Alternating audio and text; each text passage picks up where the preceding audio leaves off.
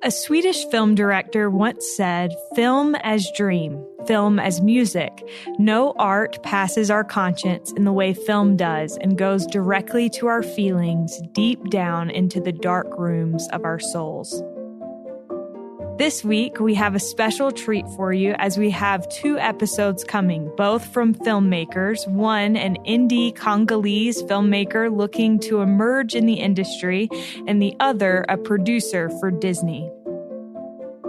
In 2012, as the film he was seeing finished, Tshoper Kabambi remained in his seat. A custodian encouraged him to leave the theater, but he replied, "Please, I've never been in a movie theater before." Tshoper believes there is power in stories and power in film, and he is determined to tell his own story and the story of his people through film. He also believes in dreams, and it was a series of dreams that led him to join the Church of Jesus Christ of Latter-day Saints. Now he is truly living the dream with the film Heart of Africa premiering in America this week. This is All In, an LDS Living podcast where we ask the question, what does it really mean to be all in the gospel of Jesus Christ? I'm Morgan Jones, and I am so grateful to be here today with Tshoper. Tell me your last name. Kabambi. I'm glad I didn't even try to pronounce that one. That would have gone really well. I'm just working on mastering your first name, then we'll move on to the second. Does that sound good? That sounds good for me. Perfect. Well, I am so excited. We have you here all the way from the Congo. That's where you live. Is that right? I live in Congo, in Kinshasa. I live in Kinshasa. Okay. So tell listeners, I imagine most people listening to this podcast are like me and have never been to the Congo. So tell us a little bit about what life in the Congo is like and kind of the political climate there in your country. Yeah. First of all, people have to know that in Congo, we are human like everybody. We don't live with animal or, but we have some trouble.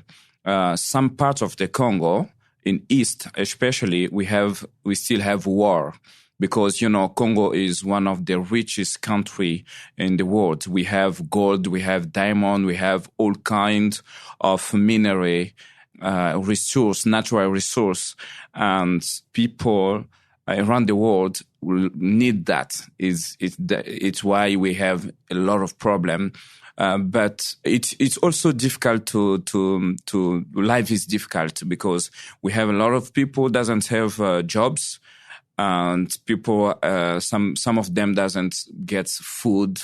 There is a lot of problems, but we are also every time we smile, we pray, we are very hopeful that one time a day will come, God will help us to have a better life. And the political situation is going better than better because 12 years or 10 years ago, it was very difficult. But now we have a new president, Felix Tshisekedi, who have some good things and give some hope to Congolese people.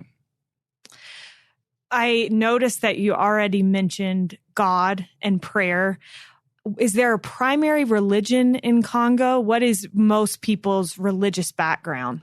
Most, I can say 90% of Congolese are Christians.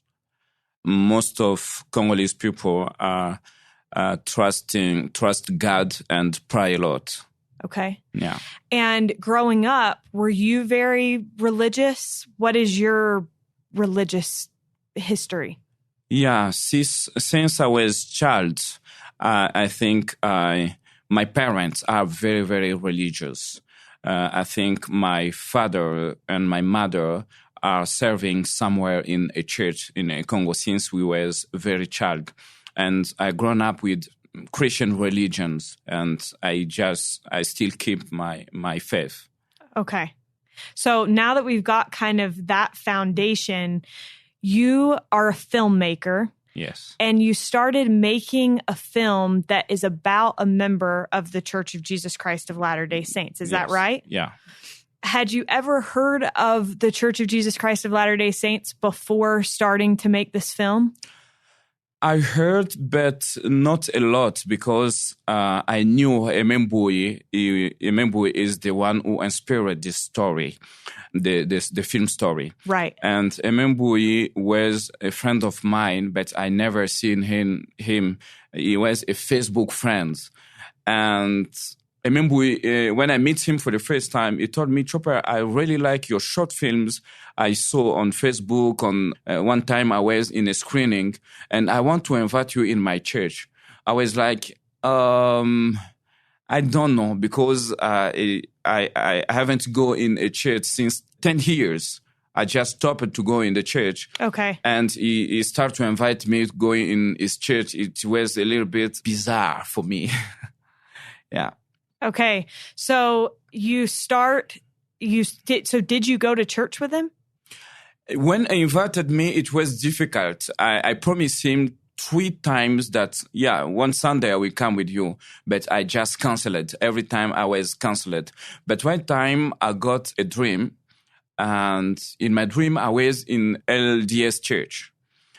I never seen a picture before. I never imagined what it looked like, but I just decided, I told my wife, today I got a dream that I was in an LDS church. I never seen that before, but let's go. If we saw if we found what I saw in my dream, we will keep going there. Let's try. And she was, what did you see? I told her, I see we was in the church, everything was calm, was good, and there was a mansion. In my dream, I saw Jesus Christ is the way, the life, and the truth, something like that. And some mentions, I tell her, if we saw that, we will stay in the church. And she said, yes, good. And we went, I called Emembui. He was surprised then. I finally accepted to go in the church. It was like, are you sure? I said, yeah, I'm sure. I want to go today and see what it looked like. And then when I was in the church, I didn't see what I saw in my dream right in the wall, but I just feel that. I feel myself home because, as I say, it was 10 days I didn't go to the church. I just stopped to go to the church for many things. And I was losing my faith. But when I was inside for the first time in the LDS church, I feel like home. I feel a kind of peace in myself. I tell to my wife, did you feel what I'm feeling? She said, yes, it's just exactly like what you tell me about a church have to be. Yeah, because I was like, imagine a kind of church.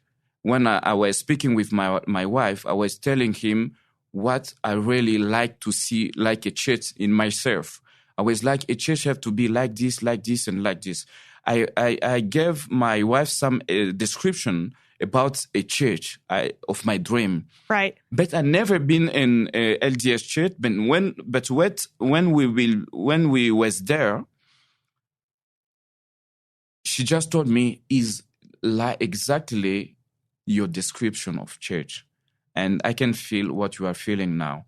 It's why I decided to.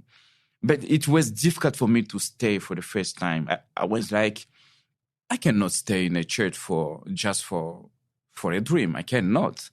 I was praying just to have other sign. And the second sign was another dream. In my dream, I saw my car just going itself without a driver. And I was running behind my car and crying. And the car going into a river inside the water. And I saw one of the brother, he was not an elder in the church, but he's just a brother in the church. I saw him come and take out my car with just one hand. And everybody around was like, wow, this man is very strong. And he told me, you see, your car is now new. If you have a car is just a carcass. It's just a simple thing. But if you put it in the water, and you take it out, that will be that will be new, like that born for the new time. Born again. Born again, yeah, something like that. It was a kind of sign also for me for being baptized. But, I'm like a Thomas. I was like a Thomas. I was like, no, it's like a dream. It's just a dream. I can't believe in the dream. But it was amazing because it was the second time to have this kind of dream. And the third time, I saw my uncle in my dreams. My uncle was died many years ago. He told me, Tshoper, please, I give you a mission. You have to be baptized for save our life. I can't understand what that means. And I go to one of the brother to ask him what this dream means. And he called some elders, and they explained me that if you are baptized, you can be baptized for your ancestor. And that means a lot of things for me. It's why I decided to stay in the church. That is amazing. Have you always been a dreamer? I don't know exactly, but if I have some dreams, and I think dreams always have sense and give us sometimes a way to follow. And since I was a child, even my mother and my father was asking me a lot what was my dream, because they got some direction on my dream. I think since I was since I was child, God sent my family and me some message in the dreams. Amazing. Yeah. That's so cool. I think Heavenly Father communicates with people in different ways. And certainly one of those ways is through dreams. We actually had a whole podcast episode about that. So Thank you so much for sharing those examples. So then did you and your wife end up joining the church? Yeah, we still have problem with my wife's family. And my wife also joined the church, but we still have problem with her family, because it's not easy to just become Mormon in my country, because people doesn't really know what is about. People in my country are afraid to get used to some good or new things. And I know that church came in Africa for a long time, but in my country, even for my case, we just discovering 2 years or 3 years ago. Okay. So you have kids as well? I have 2 kids. Okay. How old are they? 5 and 2. Wow, that's awesome. Yeah. So tell us a little bit, if the church is like relatively new in the Congo, what is it like to be a member of the church in the Congo? Yeah, to tell you the truth, being a member of the church for the first, if I want to give my example, it's very good for me, but not easy for people around to understand and to accept that. But even me, I can give a testimony about people I know before going to the church. I know as a Mormon. I can just say they are good people who just share love and affection to other pupils. And it was amazing for me. I asked someone, are you good because you are Mormon, or you are just good man? He say, I don't know. I just keep some rules, some God rules. And he told me to just observe other people who are in the church. And I observe most of them are good people. And what I think is that being in the church bring other experience. What I like the most in the church is that there is some good teachings, and I like testimony that help a lot to have faith. And I told you about my experience. I just feel more love from people, and I feel I have more love to give to the pupils. And yes, some very, very good things happen. Good.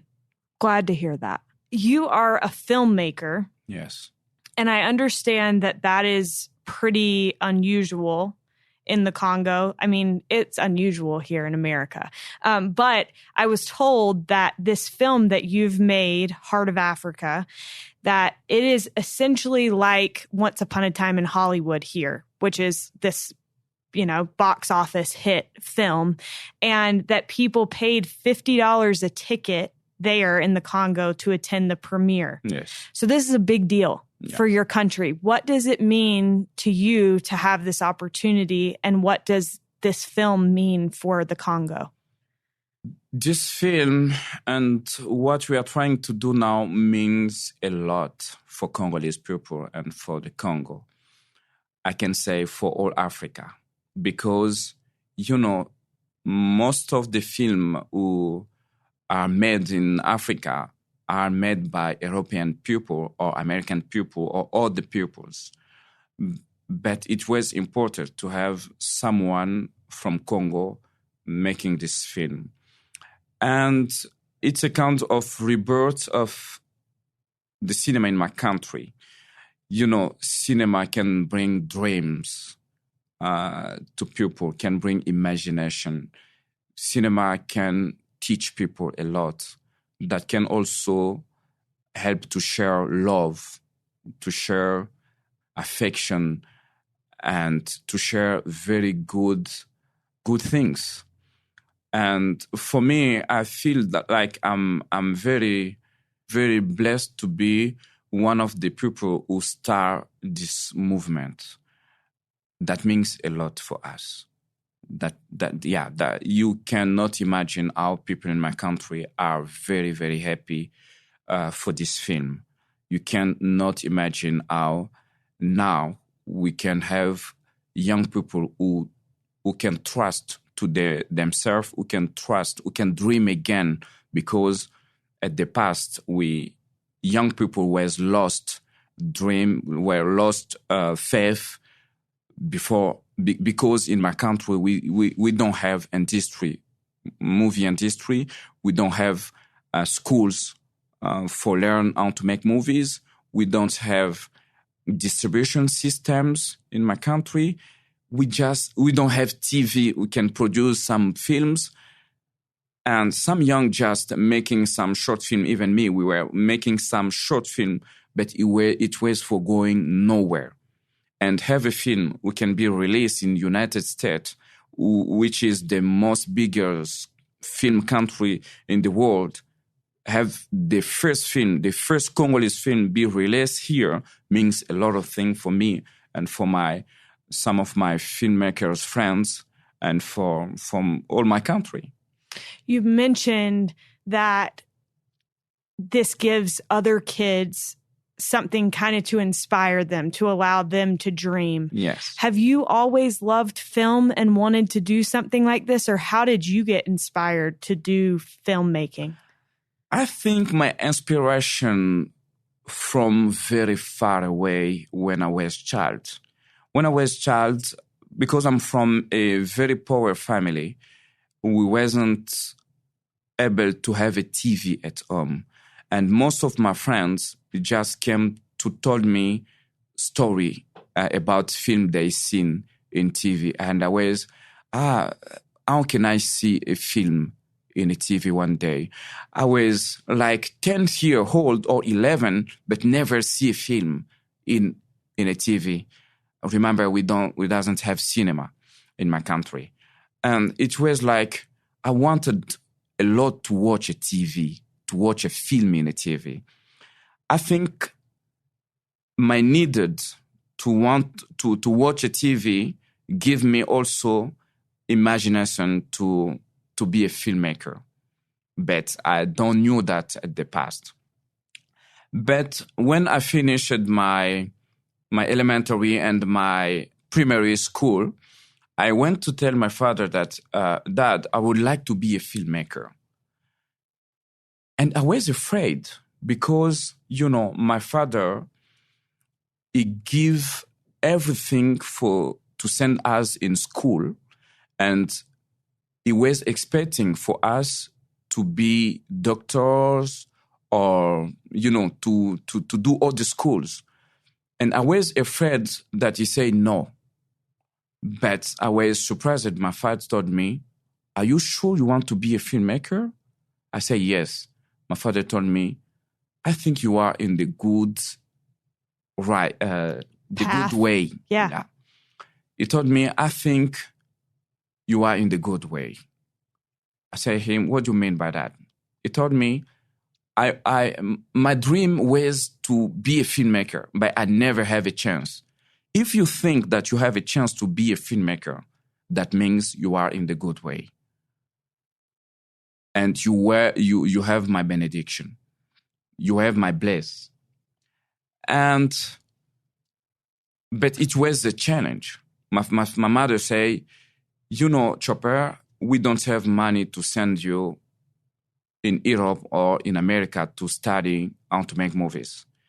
In our country, we doesn't have people who make movies. We doesn't have movie schools.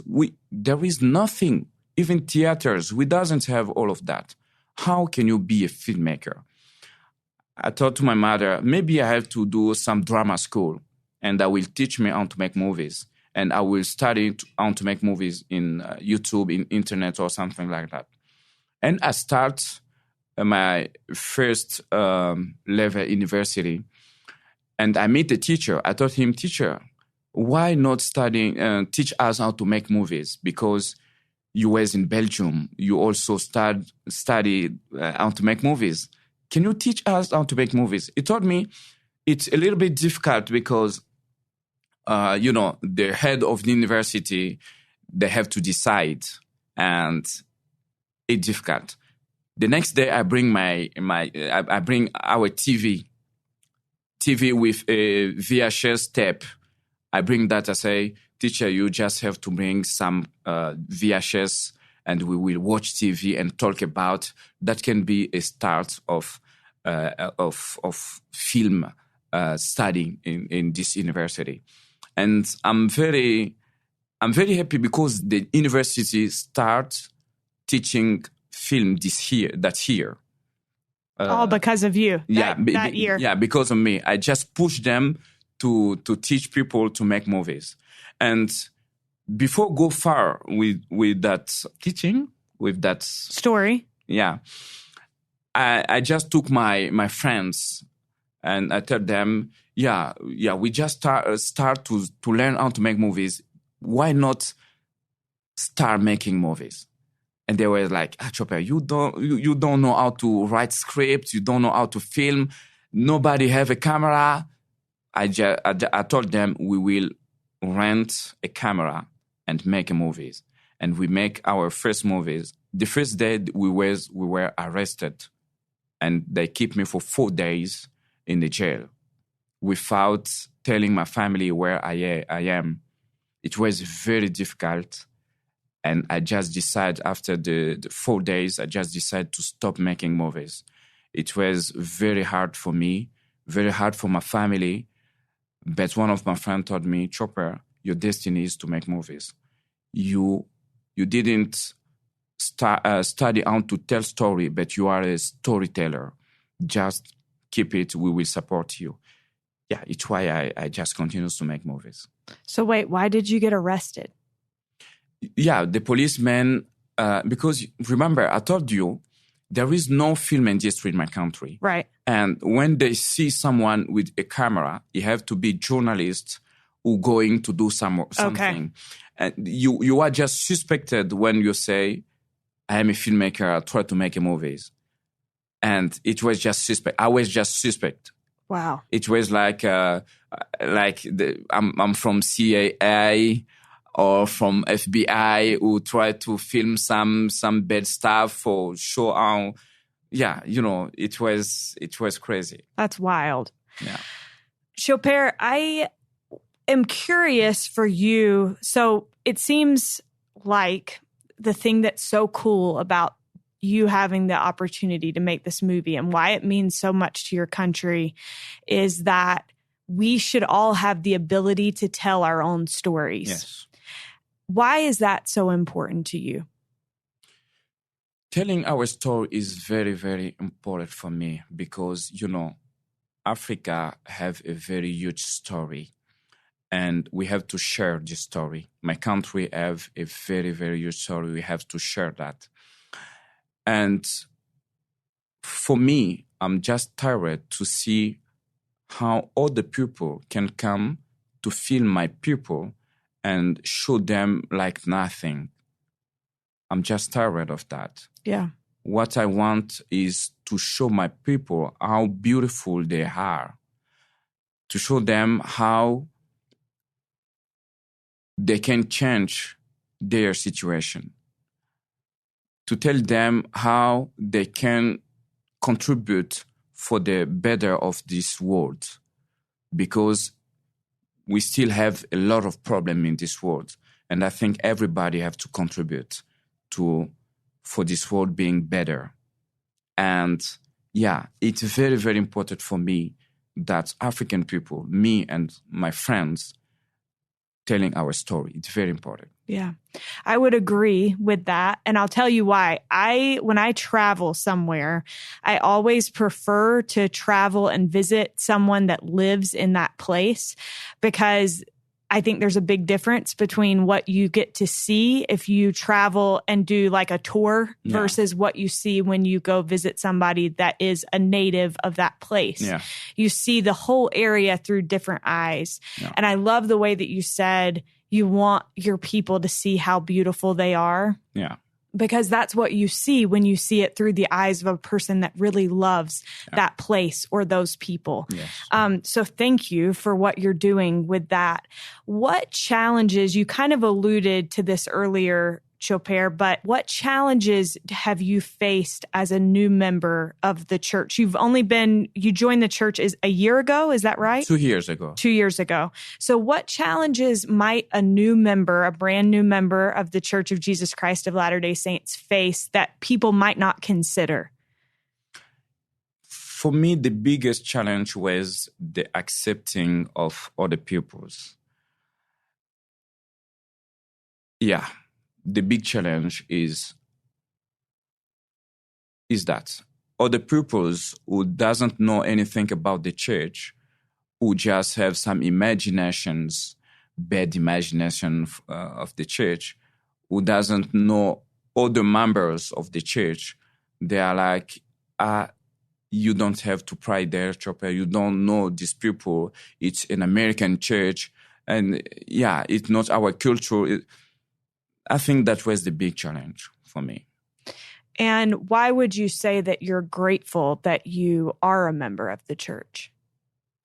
I'm just grateful, first of all, because all members of the church I know, even in my country, are very good people who just try to share love, and they help me to keep in the straight way.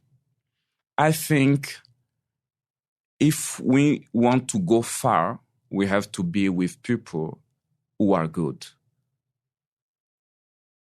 And I think I'm very grateful because now, even in Congo or in America or everywhere else, I can be with people who just love all the peoples.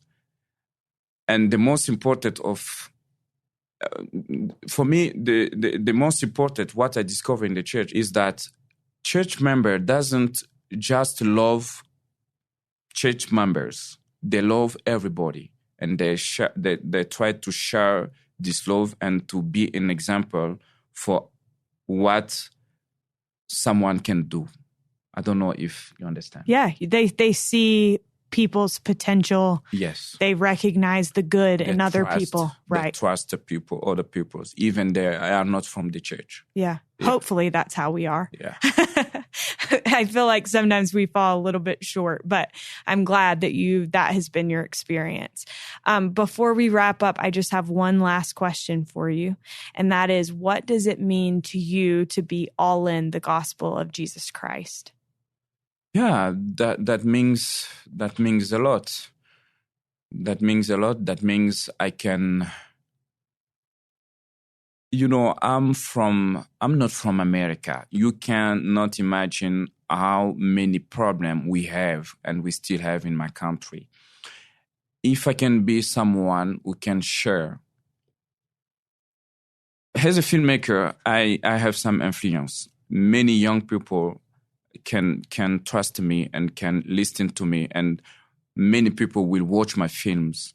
And being in gospel, I can just share some good experience and some good things in my film. And yeah, I can change a lot of people's. That's why I am very grateful. Tshoper, before we wrap up, I have a favor to ask of you. You have done an amazing job speaking English on this podcast, and it's not your first language. And I give you mad props, because I tried to learn Spanish as a missionary, and I would not, it would be embarrassing to the whole world for me to try to speak Spanish right now. But I wondered, your French is so beautiful. And I wondered if you could share your testimony of the gospel of Jesus Christ in French before we finish. Would you be down to do that? Oui, bien sûr. Oui, donc j'ai un très, très, très bon témoignage de Jésus-Christ. Et je peux vraiment le dire que, sincèrement, de tout mon cœur, venant d'une famille où personne ne pouvait croire en moi, venant d'une famille pauvre, venant d'un pays qui subit tout ce qu'il est en train de subir, par rapport à tout ce que je suis en train de vivre, c'est tout simplement un miracle. Et Dieu m'a accompagné depuis que j'étais enfant. Il continue de m'accompagner. Et il a fait de sorte que je rejoigne l'église des Saints des Derniers Jours. Et je suis très, très reconnaissant envers ces dieux. Je suis très reconnaissant envers son amour. Je suis très reconnaissant envers toutes les personnes qu'il a mis sur notre chemin et les chemins de l'Église pour les diriger. Je suis très reconnaissant de l'éveil et du fait qu'il a choisi Joseph Smith pour diriger l'Église. Et moi, je suis un miracle et je suis un témoignage vivant de ces dieux-là. Thank you so much. A huge thank you to Tshoper Kabambi for coming on this week's episode. Be sure to check and see if Heart of Africa is showing at a cinema near you, and make sure you're subscribed to this podcast so that you will be notified when our episode with Disney producer Brigham Taylor comes out later this week.